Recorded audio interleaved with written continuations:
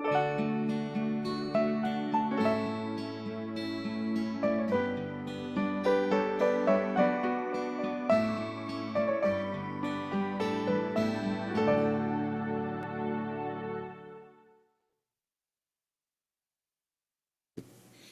evening. This is 5 Minutes with David. And this evening, I'm being guided to speak about going for God. And this weekend, we had a marathon movie retreat with a series of blockbuster movies, the theme outer space. We watched The Martian, we watched Solaris, and then finished up with Interstellar today. And each one of them in different ways demonstrated the power of an uncompromising desire to follow the light, to follow guidance to the light. You know, the ego threw up seemingly an unending series of obstacles in all the movies. And in each one of them, there had to be a choice. Like, am I going to buy into it? Am I going to let it slow me down? Am I going to let it stop me, knock me down, keep me down? And moment after moment, challenge after challenge, the characters in the movies just looked forward. They looked forward. They were in the present and looked forward. You know, in The Martian, Matt Damon, he didn't wallow in the problems he was having. He wasn't saying, "Oh, woe is me." In every moment, it was, "All right, this is what I need to do now," and followed most of the time. You know, just like anyone, we get off course here and there, but always came back to what needed to be done. And ultimately, in each movie, there was a desire not to collaborate, not to join with mighties, specific mighties, certain mighties, but ultimately trust was built throughout the movies, and a realization by the end that they could have never made it without joining, without collaborating.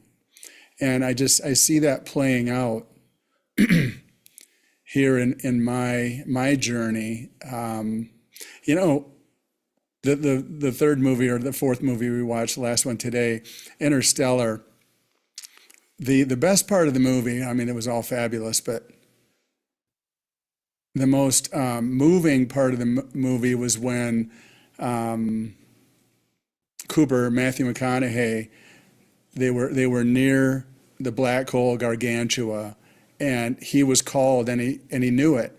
He was called to leave his ship and go directly in to the black hole. And there was fear around it from everyone, and except for him, when it was time, he knew he had to face it. And that depicted every challenge, every grievance or twitch that I have. Instead of suppressing it, pushing it under the carpet, you know, walking away and ignoring, distracting myself, I need to look at it. And he went into the black hole.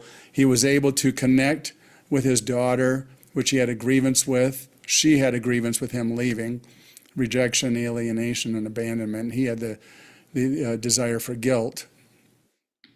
And he was carried within. He found that he was carried within the black hole. He was safe. Even though he had the fear and going through it was terrifying, once he was inside, he realized he was safe and he was being carried. And he was able to communicate through Morse code, through the dimension he was in, to his daughter. And there was a healing that took place. And he realized, he asked the question, what was it that brought us here? What brought me here? Who invited me here? And he ultimately realized that no one did. He invited himself. He decided to go on his own volition. And he saw that it was for his healing.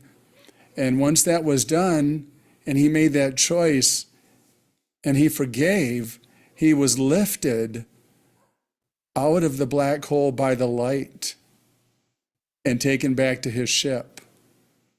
And it was total chaos throughout until he figured it out, and he accepted. He stayed with his assignment. He made it through, and the light took him home. So, ultimately, the black hole that we think we look at with fear is ultimately God, full of love, waiting for us to turn in, Jesus, Holy Spirit, waiting for us to turn in and look at it and realize that it's nothing, that it's just an obstacle that I create out of fear. And I can look at it and see that it can't hurt me. It can stop me if I want to let it.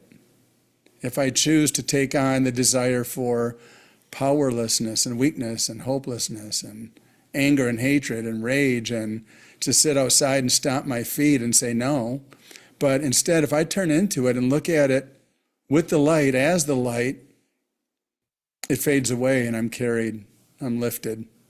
And I can see, it's just so beautiful to see in all these movies that all of the lives of the lead characters in the movies and others were transformed by love. So each twitch actually has a silver lining of love behind it. And if I'm willing to, and that's the miracle, and if I'm willing to go for it and listen and trust and follow and step into the fear, into the fire and walk through it, I'll see. And I've already seen that happening here, but it was so reinforced through these movies, so inspiring to see that I'm doing it all to myself. I've done it all to this point, and if I allow it to continue, I'm continuing to do it all. Or I have the option to look at it and see and rise above the battleground, sit with Jesus in the theater and say, help me look at this. All these little things are irritating me throughout the day, but I can immediately look at them with Jesus and ask for the miracle. Look at the desire, look at it, and let him help me see all the wanting energy behind it. Allow that all to come up as suppressed tension, and to allow it to come up, to look at it, and then say, okay, I'm done, give it to the Holy Spirit, and the miracle's there. The miracle is the healing. So, yeah, it's the fastest way, I believe. There are many ways, but I believe it is ultimately the fastest way by a long shot to the true peace and happiness of God. I have to go within.